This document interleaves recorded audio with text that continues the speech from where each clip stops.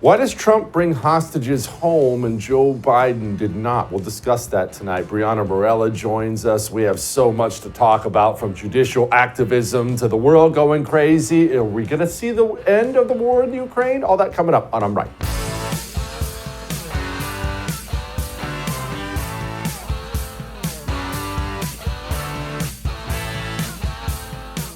Okay, let's discuss hostages coming home, which is freaking wonderful. So thrilled to see this happening.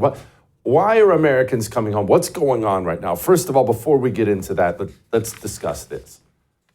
What is the point of becoming a citizen of a nation? Why ever form nations at all, tribes? Why not? Why do we do that? Why don't we all just go live on our own somewhere? Well, the point is that you get protection and prosperity coming together to form a nation that will advocate on your behalf. You see, being a citizen of a country is a contract with obligations on both sides. And this is the difference between the evil communist tyrants in this country and administrations like the one we have now. The obligations go both ways. Yes, you as a citizen, me as a citizen, I have obligations. I've always felt a duty to my country. It's part of the reason I signed up to fight for it. To this day, part of the reason I do this, I want to advocate on behalf of my country. I care about it. I have a duty to it. I would die for it today. But that's not one way. That doesn't only go one direction. My country has an obligation to me as well. And this is not just about America. This should be every citizen of every nation across the globe. I am a citizen of the United States of America. That means when I go abroad, whether I'm in Mozambique, whether I'm in London, Australia, wherever I happen to go, I am offered some layer of protection by the government of the United States of America because I'm a citizen of the United States of America. That is how it should be. Remember that story from the New Testament? We talked about it before. Hopefully you've read it in your Bible. When Apostle Paul is getting beaten, he gets arrested, he's getting beaten, and he says to him, should you be doing this to a Roman citizen? Remember how they freaked out? Whoa, hey, bring the man a glass of water. Whoa, I didn't realize. What is that? That's citizenship right there. I'm a citizen. You mess with me, you will deal with the fury of Rome. But here in the United States of America, that goes away whenever you elect a Democrat, you see. It just does. It goes away. 4 years of Joe Biden's presidency with Americans held all over the planet by terrorist groups, by nation states, and the only time anybody can even remember the Biden administration lifting a finger to bring one home is when a black WNBA lesbian got busted and thrown in prison in Russia. As soon as they thought they could get some cultural Marxist brownie points out of it, the Biden administration bent over backwards and released from prison the foremost weapons dealer on the planet so we could bring the black lesbian back home and get some cultural Marxist brownie points. But after that, it went back to not a care in the world. Too bad, so sad. Best of luck in prison over there. And then the Trump administration comes in. And we'll get to the ones he just released, but it's not as if he's done. Donald Trump constantly is talking like this. As far as I'm concerned, if all of the hostages aren't returned by Saturday at 12 o'clock, I think it's an appropriate time. I would say cancel it and all bets are off and let hell break out. I'd say they ought to be returned by 12 o'clock on Saturday, and if they're not returned, all of them, not in drips and drabs, not 2 and 1 and 3 and 4 and 2. Saturday at 12 o'clock, and after that, I would say all hell is going to break out. And I don't think they're going to do it. I think a lot of them are dead. I think a lot of the hostages are dead. I think it's a great human tragedy. What's happened? How people can be that.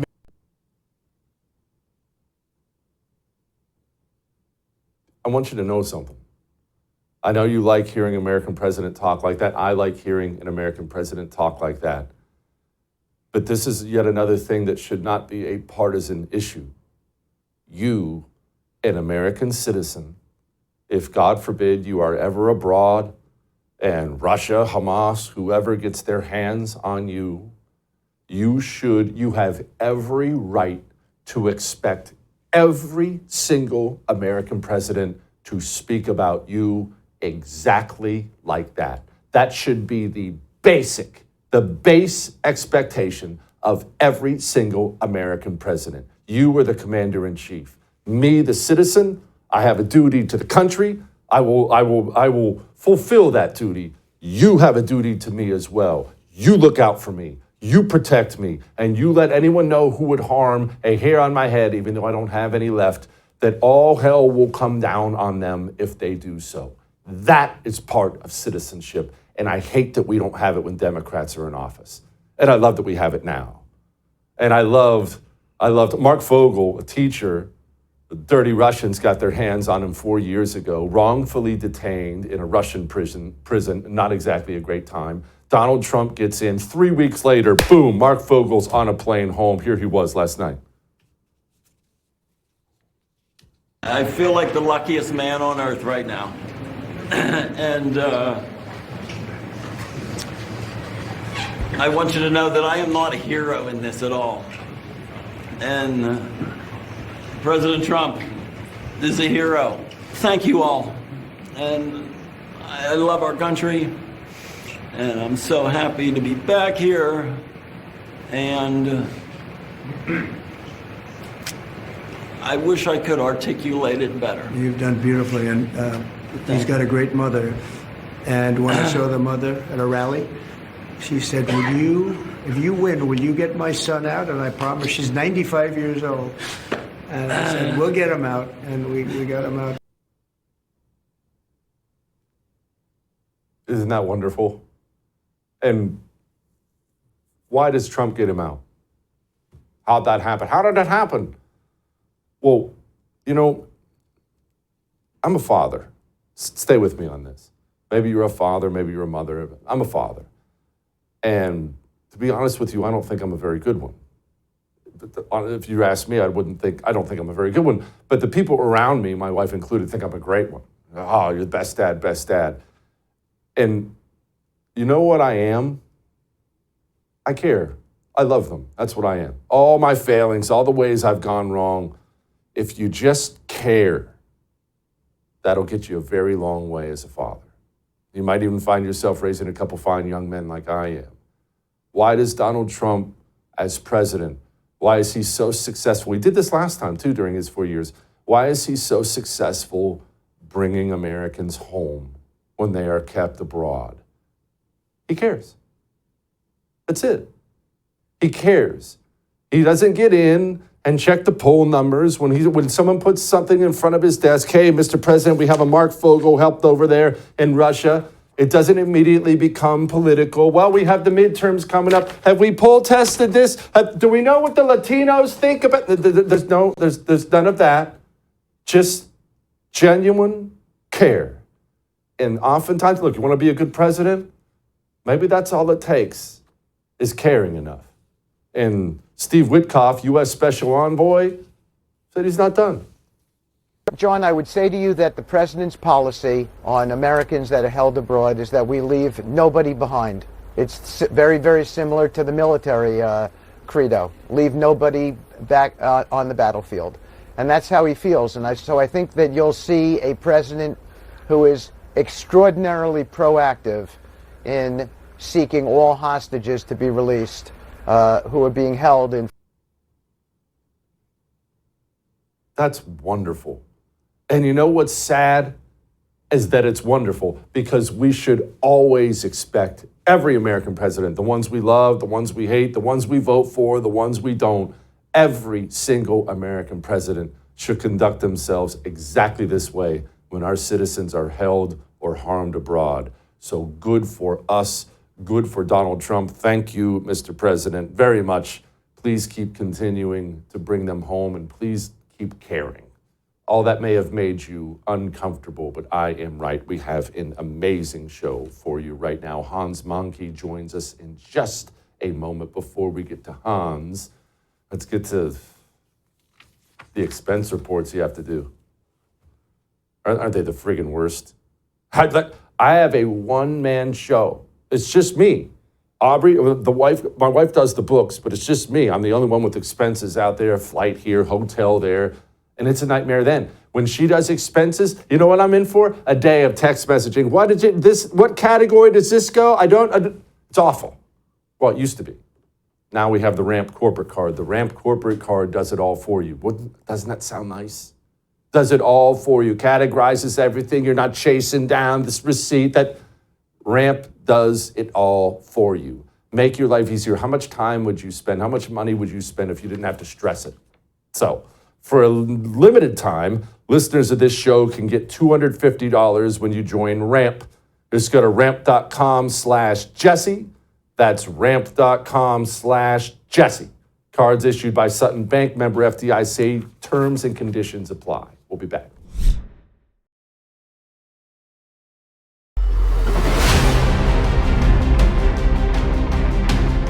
Okay, so there's more good news out there, and this may not tug at your heartstrings because it's not near and dear to us, but the Russia-Ukraine war, whatever you think about that whole thing, it's been butchery. And you can't ever trust the casualty numbers, but when you look at the estimates out there, we're talking about our losses from World War II.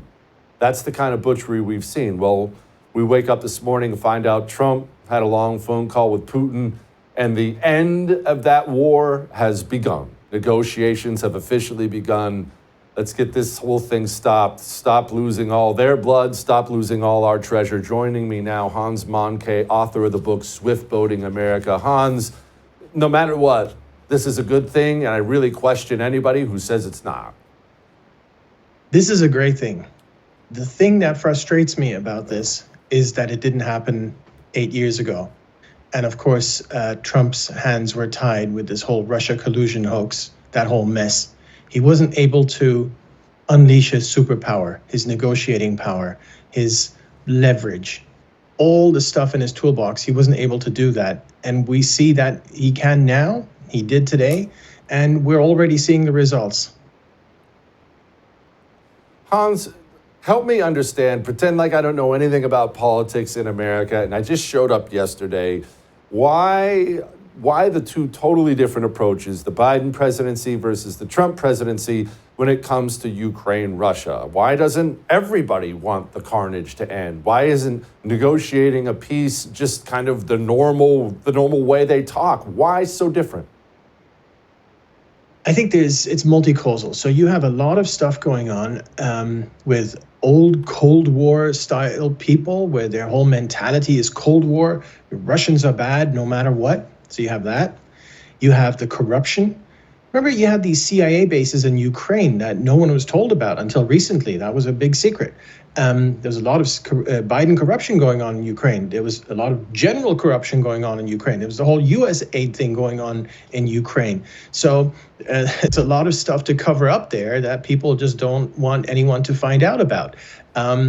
Then there's these kind of geopolitical thinkers who think that Russia has to be contained and Ukraine is part of Europe and this and that and so on. So you have a lot of different kind of people coming together for different reasons. But unfortunately, they all came together under this sort of globalist umbrella or establishment, at least, whatever you want to call it.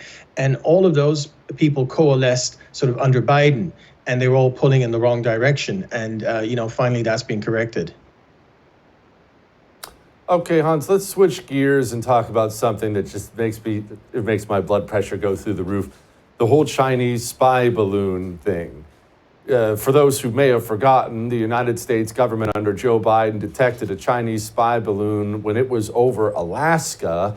It was then allowed to traverse the entirety of the United States of America, and they waited until it was over the freaking Atlantic before they shot it down. Hans, talk to me about this, please. Yeah, no, it makes my blood boil just as you. We've now found out from a still classified report within the Pentagon. It's a 75-page report that's been reported about. The report itself has not come out yet, but that report is supposed to state, well, what they found. So after they shot it down in the Atlantic, which makes things much more difficult because then you have to send down divers and try and recover everything. Eventually they did that. Would have been easier if they just shot it down over land, but okay. So they found the pieces and now they put them back together, and now they figured out, oh my goodness, this thing is full of US parts. So there's parts in there from Iridium, the satellite phone company. There's parts in there from Texas Instruments, various other US companies that were basically US technology was used by China to spy on the US in a nutshell. That's what was going on. The other thing that I found very interesting that hasn't really been reported is that they found kind of empty compartments within that spy balloon. And they weren't being used at the time, but they could have been used in an offensive way. So there was no offensive weaponry or anything like that on the balloon. It was just spying equipment, but it could have been. So, otherwise, what are all these empty compartments for? So they were talking about maybe you could launch drones, gliders, whatever, that sort of thing. And that's what these compartments might have been for. But, as it stands from what we know now, U.S. technology was used by China to spy on the U.S. Okay, so walk me through that, Hans, the possibilities there. Does that mean Texas Instruments is collaborating with the Chinese Communist Party? Or does it mean the Chinese are doing what the Chi-Coms have been doing forever, just blatantly ripping off our technology? Yeah, no, it's the latter. So you can pick this stuff up on eBay, the simple stuff, the more difficult stuff you have to find other ways of getting. But no, I mean, there's no suggestion at all that any of these U.S. companies were collaborating with the Chinese Communist Party or the Chinese in general. But look at what happened with NVIDIA recently. You had the new Chinese AI, and everyone was sort of reporting about it, and everyone was saying, oh, look, they did it for so cheap, and they did it themselves, and so on. And then it turns out, once you look under the hood, that actually they did it using these NVIDIA chips. But they're not allowed to be sent or sold to China. So what did they do?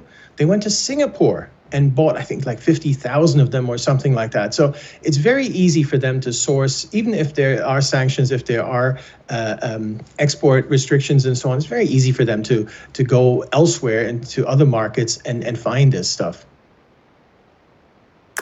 Hans, let's switch gears to something that's your specialty, the Russia hoax. We were talking earlier about Ukraine, the Russia hoax. There are a lot of ties there, are there not?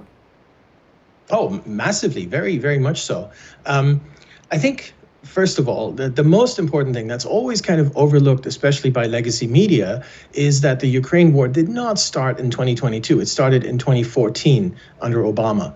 It was just on a smaller scale. This was the whole coup situation, which Biden basically greenlighted, Victoria Nuland, that whole story. I mean, I'm digressing here, but that's how it kicked off. They kicked out the democratically elected government of Ukraine. I mean Biden and Nuland replaced them with their own puppets. And the Russians weren't happy with it, obviously not. And that's when they took Crimea. That was back in 2014. And then you had the civil war breakout in the eastern parts of Ukraine, where you have Russian-speaking people who are not happy with this situation, obviously, right? So this has been going on for a very long time. And President Trump could have resolved this during his first term. In fact, during that election in 2016, he kept saying that he was going to resolve it. But then with this Russia collusion hoax, they basically tied his hands. They criminalized any kind of diplomacy with Russia. You remember, I mean, anytime he met the Russian ambassador or something like that, which is completely innocuous, they had a total meltdown, the media did. When Putin gave Baron Trump, the son, a football, like a soccer ball, the media had a meltdown about that soccer ball being bugged and being spyware, and it was just complete hysteria. It was incredibly bad because it prevented Trump from doing anything about that situation that was going on already. And then, of course, when Biden came in, things only escalated and got worse. Now, some people say that the Russia hoax was at least meant in part, and I agree, to cover up for everything that had gone on in Ukraine. And I think that is true. We already talked about the coup in 2014. Ukraine also interfered in the 2016 election quite openly. You can go back and, they had their ambassador writing anti-Trump pieces. They had their prime minister go on Facebook and just go on a huge, horrible anti-Trump rant. This is all in the run-up to the 2016 election. So there was a lot to cover up. There was a lot to be gained by the establishment, by the elites, by all those kinds of people, by Democrats, in painting Russia as the bad one and Ukraine as the good one. That was sort of the overarching idea. What a freaking ugly state of affairs. Swift Boating of America, that's his book. Hans, thank you, brother. I appreciate you very much. Thanks for having me. All right. Tulsi's in. Tulsi Gabbard is officially in. What's that mean? Let's talk to Breanna Morello about that and many other things. Before we talk to her about that, let me talk to you about your cell phone company and why it's communist garbage. We have got to stop funding the companies who hate our guts and work against us. We have got to put our money where our morals are. And I realize that can be difficult sometimes when you're going out to buy this, when you're looking for this service. It's hard to stop, take an extra step, get on your phone. Okay, what causes do they support? It's hard. I realize that. But not with Pure Talk. At least with your mobile service, it's a no-brainer. Pure Talk's on the same 5G network, so you're not sacrificing service. You save a fortune. They hire Americans. They don't fund things like Planned Parenthood and Black Lives Matter. Pure Talk, that's a no-brainer. And now, with the qualifying plan, free phones. I know that phone of yours has cracks in the screen and stuff. How about you go get an iPhone 14, Samsung Galaxy? puretalk.com/JesseTV. We'll be back.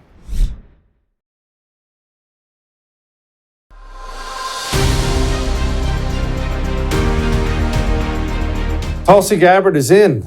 We officially have the most attractive director of national intelligence in the history of the United States of America. That's good, but I'm sure there are other Bennies involved. Joining me now to discuss that is Breanna Morello, host of the wonderful Breanna Morello Show, which you can see right here on the First on the Weekend. Okay, Breanna, besides the fact that she's hot, what should we expect here? Oh, that's all I had for you. The fact that she's hot, Jesse. I didn't have anything else. No, this woman is absolutely incredible. First off, I got to say, I love the fact that Tulsi Gabbard was one of the thousands of Americans who were added to the terror watch list, the TSA terror watch list. As you guys know, we spoke about it. I broke it actually exclusive to her. I called her team to let her know that she was added to that list. And so now to see her as the DNI director, I got to say, is really, really impressive. We've been looking for all the facts as to how she landed on that list, and I'm sure now we'll finally figure that out. But I'm really excited. She seems to call out all the right people. She knows that FISA was a massive issue. I know, Jesse, between you and I, we hate FISA. And she seems to understand that. She's not rolling back. All the reports do say that she's getting a little cushy with FISA. She's not. She still does not like it at all. She understands that it's been used legally to surveil the American people. So this is the kind of person you'd want in a position like this. So I'm excited, and I hope you are too. Oh, yeah. No, I all kidding aside, I'm very excited that we have someone who's aware of the corruption, all the evil stuff that goes on inside of our intelligence community, heading up the intelligence community. That brings me to this point, though, Breanna. How concerned are we that they're simply going to silo her? Now, she is a very sharp individual on top of her military service and everything else, but these people live in secrecy. That's frankly their job. Are we worried they're going to keep her, hey, just Tulsi, no, stay over there. We've got this covered over here. Yeah, it sounds like that she's not. She understands that she needs to push back on the intel community. She's very well aware of that. So I think that she's not going to allow them to push her off to the side. She's going to get the work done. I'm confident in that. And she's ticked off all the right people. And that's usually a clear indicator. When everyone that you and I both don't like hate her, that's a clear indicator to me that she's the perfect person for the role and that she's not going to just be quiet and kind of get backed into a corner. So I'm very confident that she's going to correct all the issues that we talk about all the time. All right, it seems like RFK Jr. is going to get through tomorrow, which I'm actually surprised, but I can't believe Tulsi got through. I can't believe RFK is getting through, but it looks like they're getting through. What do we expect him to actually do? I realize he's become an internet meme at this point in time, but what's actually going to happen?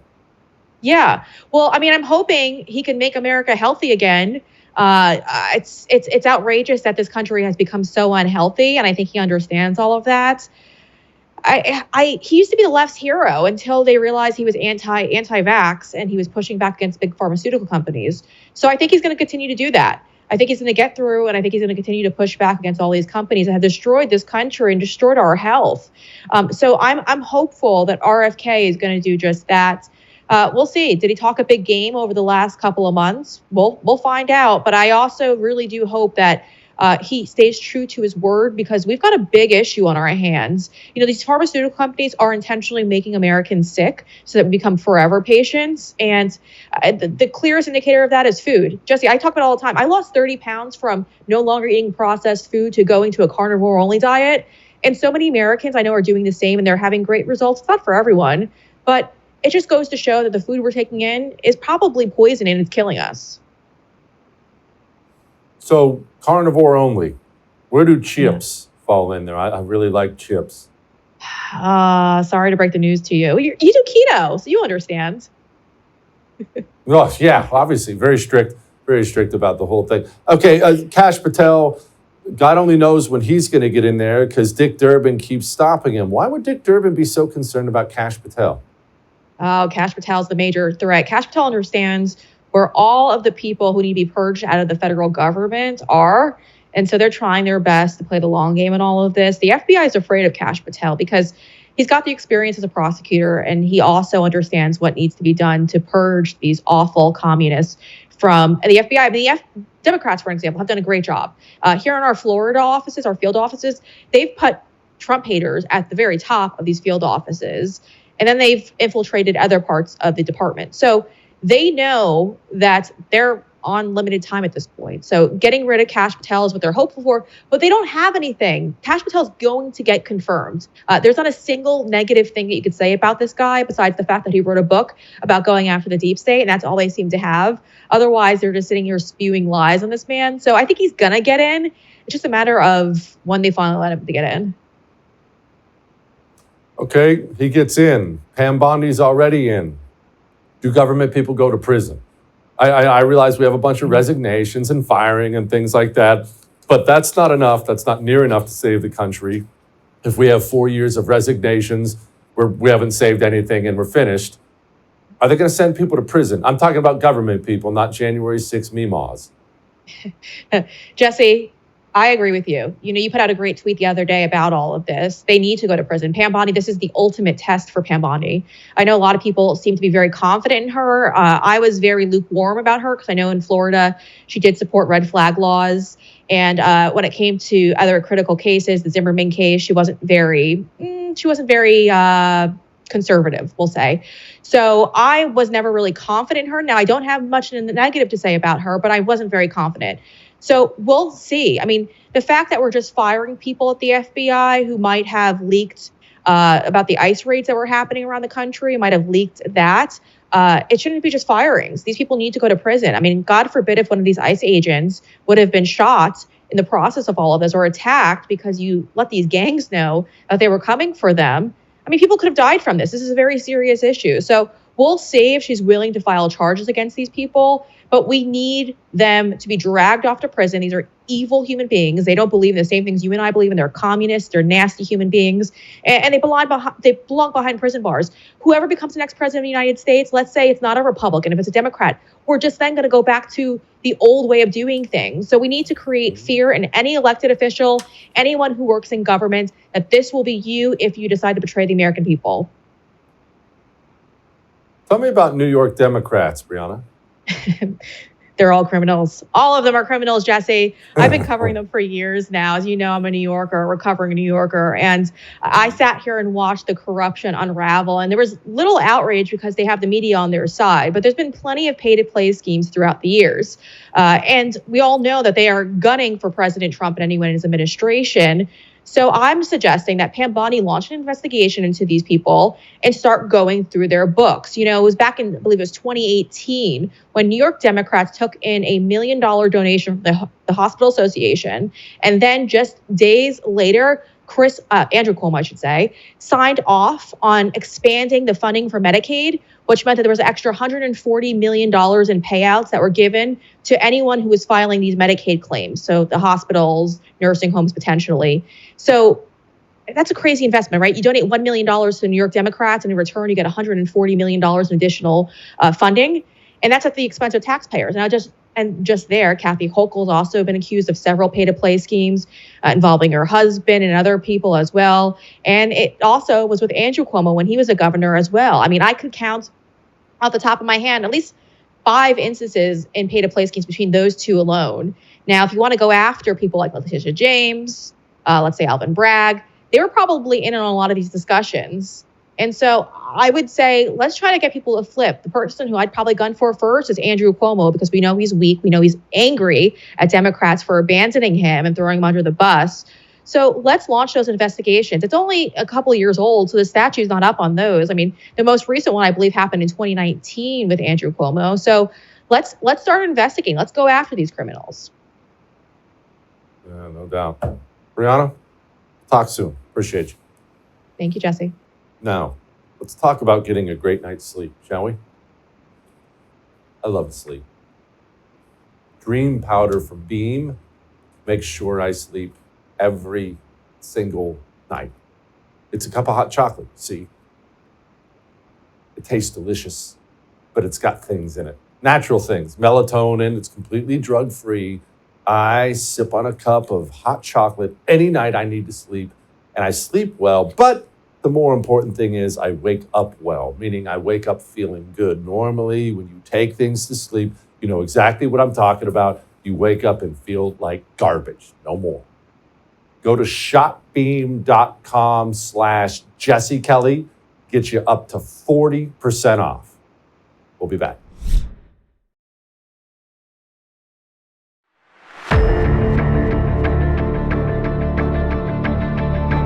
All right, you're mad about the judges. I'm mad about the judges. Every day you wake up, you roll over, you grab your phone. I know what you do when you wake up in the morning. You roll over, you grab your phone, and you're looking, oh, the judge just stopped another thing you love, and you're frustrated. But how did we get here? What are these judges doing? Who are these people? Joining me now, my friend, CEO, co-founder of the wonderful Federalist, Sean Davis. Okay, Sean, these judges. Every day we wake up, we're losing our mind, they're ruining everything. How did they even get to these positions? How did they get this much power? What's going on?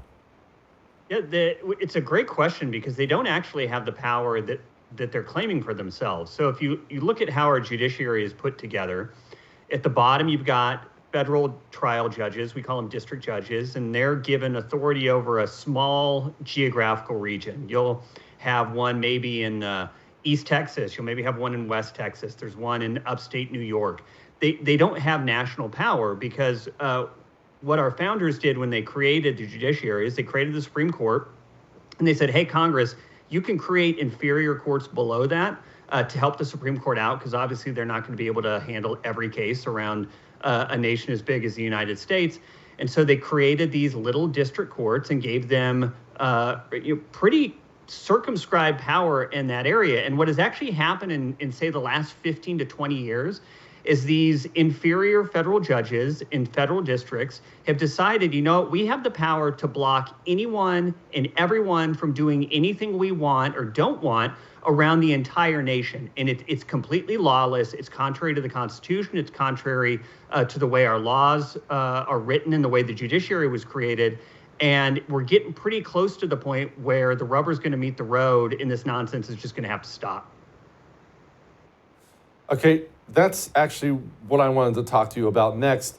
How do we make it stop, Sean? What's the appropriate way to do this? Understanding that we have communist activist judges that are not going to tire of this. They're never going to slow down. Do you pull the Andrew Jackson and tell them, hey, try to enforce it and just ignore it? Do you run to the Supreme Court and say, Clarence Thomas, save us once again? Well, what do you do? How do we stop this? Because it has to stop. Right. I actually think you do a little of all of that. It's an all of the above strategy. So federal district courts, they have limited power within a limited geographical area related to a limited class of people. So this idea of doing nationwide injunctions against all parties in all states and applied to all federal agencies, that's nonsense. So what you could have is the Trump DOJ go and say, okay, we are going to respect this order within the bounds of your district related to these particular parties in the case, not parties around the country. And beyond that, you don't have the authority to enjoin us from any of the stuff. So we're going to continue to do that. Meanwhile, I think you do appeals to the higher circuits. You do appeals to the courts, because I know Clarence Thomas, Neil Gorsuch, just for two, have written in some of their dissents and some of their concurrences that the nationwide injunctions have to stop. And so there's already an appetite at the Supreme Court for that. So I think you do a little bit of the Andrew Jackson at the district trial court level, knowing that it is a long-term strategy. You're going to have to get the Supreme Court involved. And it's very much in the interest of John Roberts to nip this in the bud, because what you will have happen over time is as courts grab power that they don't have, you're just going to have executive agencies and the presidency ignore them entirely and not do this little carve out I've suggested. They're just going to start ignoring them entirely, at which point the whole perceived legitimacy idol that John Roberts worships in front of, that's gone. And once that's gone, it's never coming back. Sean, I know I'm asking some questions here that no one knows, including you, so you don't have a crystal ball, but what's the timeline on that look like? How do we get this in front of the Supreme Court? And I know I sound just like a desperate citizen, but that's exactly what I am. I want this to stop like 5 minutes from now. I realize the law moves slower than that, but can the Supreme Court, I don't know how this works, I'm not one of these DC lawyer types, can the Supreme Court wake up tomorrow morning and say, okay, everybody gather around, we're making a ruling here? How's this work? It probably wouldn't be tomorrow morning, but there are avenues to get claims before them fairly quickly. Like, this isn't just a random dispute between two people who are mad at each other and don't like how they were doing business with each other. You know, that stuff can take years and years and years. We're dealing with the president and the presidency itself being impeded. So these are like major constitutional questions that can really only be settled by the court. So I think realistically, if they decide to move, we could be looking at months, moderately, probably a year or two. And I think that, I know, and that's why it's important for Trump's DOJ and the Trump executive to not just go along with it and say, okay, well, you know, you're the court, I guess we got to, you know, wait and see until the Supreme Court gets involved. There has to be some strategic ignoring of the nonsense, because otherwise you're going to let the courts run the presidency for the next 4 years, and that can't be allowed to happen. No, can't be allowed to happen. All right, we're going to shift gears and talk about Ronald Rowe, Secret Service, acting director, Secret Service, Ronald Rowe. He's going to walk away, collect that government paycheck and walk away. What should we know about Mr. Rowe? I want to know why he's not under criminal investigation. I mean, we saw what happened with the president in Butler. He was deliberately left completely unsecure. You had a gigantic soup sandwich of incompetence running the Secret Service at the time. You had the lead counter sniper not even going to visit the entire building, that building that the would-be assassin fired at Trump from.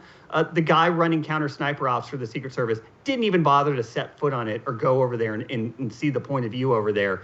And then to top it all off, you had Ronald Rowe going before Congress repeatedly and having these like completely emotional, screaming, shouting meltdowns at members of Congress who had the audacity to question how exactly this agency under his charge was such a disaster. So I'd like to know what exactly that guy was doing the whole time as director. I don't think he deserves a pension. I don't think he deserves to retire. I believe he deserves to be under the criminal microscope for a very long time, because that moron and his incompetence nearly changed the course of world history forever. It very well could have embroiled us in a civil war or worse, because he just chose, you know what, I don't like Trump, so I guess we're just going to not protect him.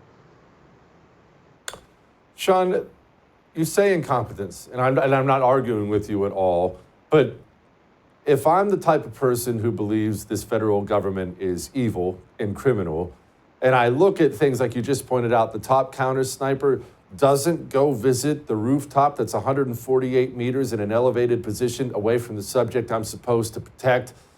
At some level, Sean, incompetence doesn't even explain it. I honestly, if you were to ask me, hook me up to a lie detector test, I think people inside the government wanted Donald Trump dead and they tried to facilitate it. That's what I believe.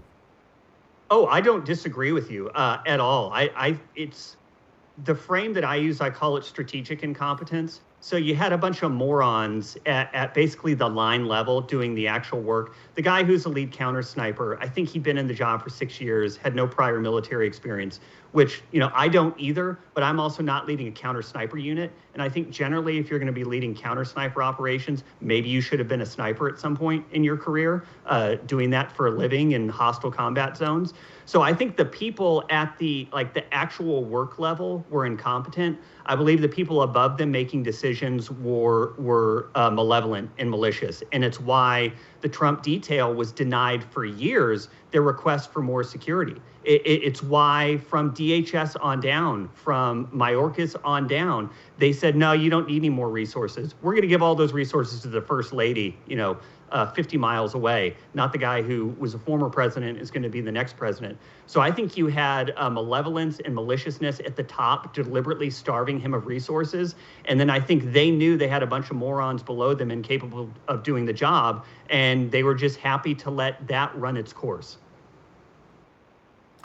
All right, let's shift gears on the JFK files, to the JFK files. Sean, speaking of this exact subject we're talking about, I'm a cynic, as you know me. I don't think there's going to be anything really juicy in there because, look, if powerful people decided to murder the President of the United States of America, the truth of all that probably died when Jack Ruby, a lifelong Jewish mob enforcer, murdered Lee Harvey Oswald. But look, I don't know. Was it the American Mafia? Was it Meyer Lansky? Was it Trafficante? Was it CIA? Lyndon Johnson? I don't know. But I'm not anticipating a bombshell. Are you? No, I mean, it's been 62 years, a little over 61 out from that happening. I don't imagine that they did what they did, but then left meticulous files sitting around to be viewed later. So I don't think we're going to find out that much. I hope I'm wrong. I also don't trust the people who've been hiding this stuff, for 60 years to just go out because the president said so and find all the documents and hand them out to us. They may just be throwing all those needles in haystacks everywhere. But I will say my favorite conspiracy theory of all time, hands down, is the idea that Lee Harvey Oswald killed JFK. I think it's hilarious. I actually don't disagree with that at all. I think if whatever theory you believe, if you believe that with everything surrounding it, man, you have some blind faith that is amazing. Sean, thank you, my brother. I appreciate you as always. Thank you, sir. Take care. I have some exciting news. Did you know Anti-Communist Manifesto is available on paperback now? Did you know that? Paperback, baby. Of course, it was a hardcover, and of course, it was a national bestseller. Not that I'm going to brag, but now get the paperback version. Take it on that plane with you. Take it to the John. Go learn about communism, the history of it, laugh a little bit, what you can do about it. JesseKellyBook.com. We'll be back.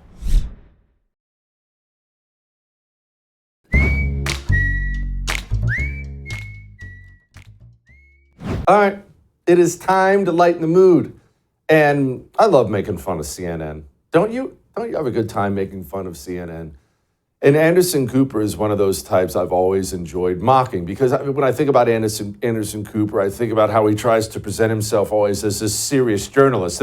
And one moment he'll be this serious journalist, Anderson Cooper, and then in the next moment he'll get caught with these behind-the-scenes footage of him standing in a super deep puddle to make it look like the floodwaters are over his knees. It's just, he's a fraud. And in the end, he's just kind of a catty communist is all he is.